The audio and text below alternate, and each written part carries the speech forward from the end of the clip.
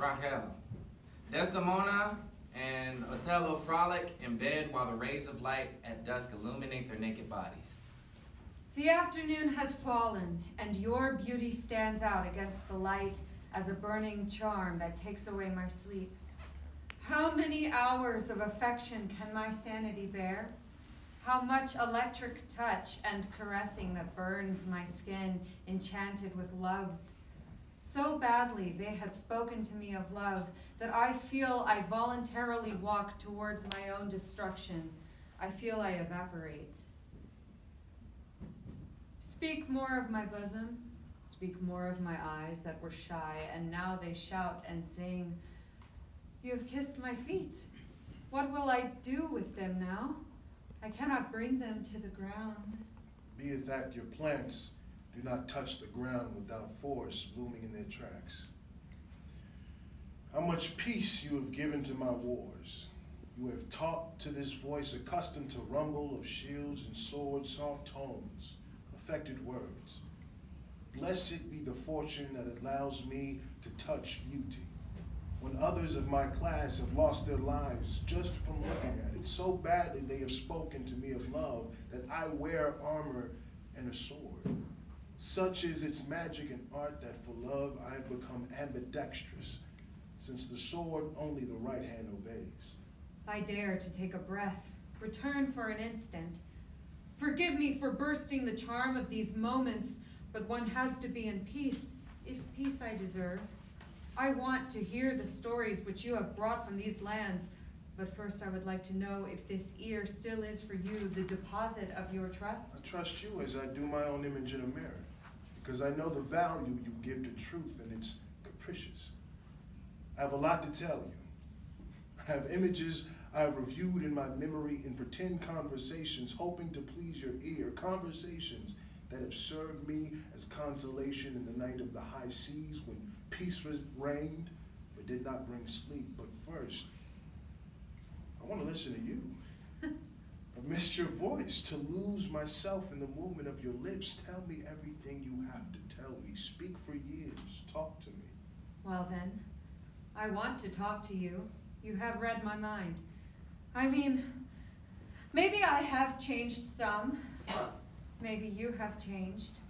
At the end, it is the willpower that sustains us, right? I have always known that you would come back, but I have never had the illusion that he who had left would return the same.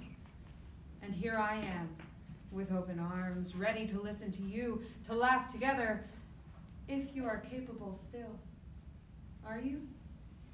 There are so many questions. I do not fear you, though what I feel seems a lot like fear, nor am I ashamed anymore. You need to listen carefully to me. Did you find there what you were looking for? Did you find yourself? Did you find your strength? Tell me. Tell me at once, what was it that you found? I do not envy your journey for obvious reasons, but above all because mine has kept me very busy. I say it with humility because the last thing I want is to hurt you. I have loved sometimes, more than once, more than three, never enough. I hope you understand. Tell me if you understand. No, do not say anything yet. Let me keep talking. It feels good to speak in person, although here you cannot hang up when you do not know anymore what to say. In your absence, I have enjoyed the company of other men. I have comforted my boredom and my leisure, but above all, I have claimed my body and my pleasure as my own. I have reconciled with my desires and my youth. I have discovered love in me, the one that is born in me in abundance. It seemed absurd to try to withhold its budding and the channeling of growth. You understand? I'm here today with you. I've been waiting for you with anguish, so that we continue our story. I hope that's enough. Let me tell you what I saw. An expedition over lands without gods, of which the record has me as the sole survivor. On these soils, it has been revealed to me not only before the eyes, but deep into my soul. the soul was cleansed of the insane jealousy. I'm telling you about a place with the most graceful women. Women who have not known fear of men, women with an extraordinary brightness, difficult to explain. I came to that place with the mission to invade it and take all of their wealth, but I could not commit such a crime.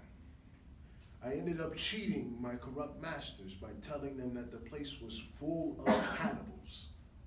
There is nothing they fear more than the cannibals. Cannibal land, I told them. But there is no ritual in their endeavors as in other discovered places. I told them so that they lost their interest, that hunger had forced the others to eat each other, that the wastelands rules over the horizon. I am not who I seem to be. For years, I served them with exploits that pleased their ears. I have repeated hundreds of times in precise detail the cannibalistic attack in which my army lost their lives and how I managed to survive. I have told them the infinite exaggeration of an inhuman hunger. I have tortured their ears with the last words of agonizing, skinless bodies. I have forced them to see through my eyes the anticipated painful death of the one who watches others die first. But right now, my whole army is full of health, enjoying that place, with customs which have conquered the conquerors. The land belongs to no one and everyone. Nobody owns it, but everybody cares for it. When the land has an owner, it impoverishes to measure of the heart of the one person only. And the servants plow the land without appetite, holding strength back while dreaming of their own. But that is not the only reason it has no owner. So free is the land that it creates her own harmony. I could not name in detail the beauty of the landscape without borders. The flowers mixed with fruit trees of unimaginable varieties and emanate scents that heal wounds of the body and fill voids of the soul. Soul is the land set free, and they call it mother. A woman for them is the same quality and has also her own harmony that flourishes in love, directed not only toward a single person. It is love that emanates. It is one's own irrepressible capacity that can be bestowed not only to one person. It belongs not only to one recipient, a love without borders. You understand?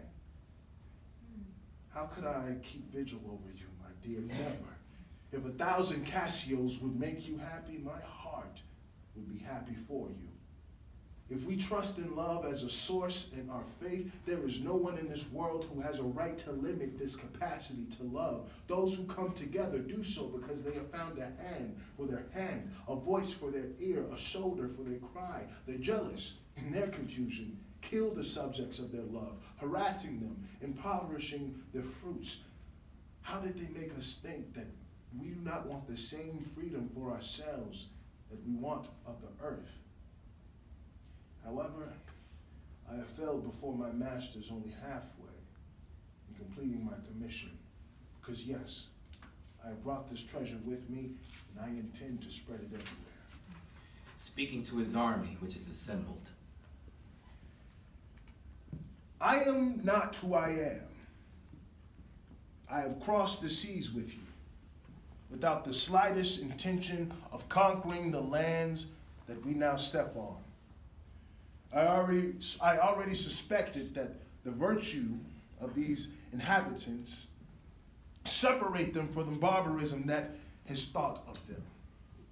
There are servants, dear friends, who blindly kill virtue, and there are servants among whom I count myself who can recognize the virtue of our victims and the greed of our masters. I am very afraid, I warn you, that this small army will spread like plague through those lands. I will not hand over this territory to the greed of our masters. Murmurs and noise are heard. Already in the past, from their thrones, they have bought the lie about the lands plagued by soulless cannibals, and it is such a lie that we will tell to allow you to live in this paradise and never serve again, even for a minute, the despotic mandates of those who dictate our behavior.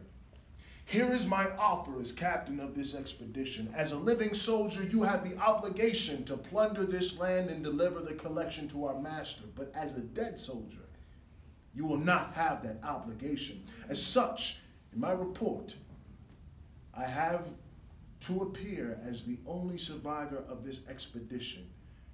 With my seal, I give you all up for dead, and you will never return to the land that sent you here to kill or die. You, for history, have been devoured to the last bone by endless hordes of soulless cannibals. This is my report.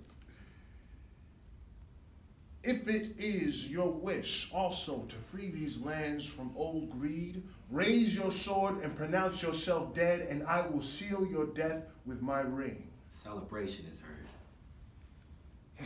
There are a few among you who have not raised the sword, a handful who are still faithful to cruelty.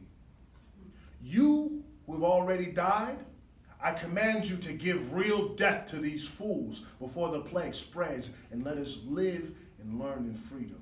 You hear the sounds of death. Let it be understood as a sacrifice of the madman, and do not talk of them anymore. Keep this secret and live in dignity. With your death on this day, you have saved your humanity. Blackout.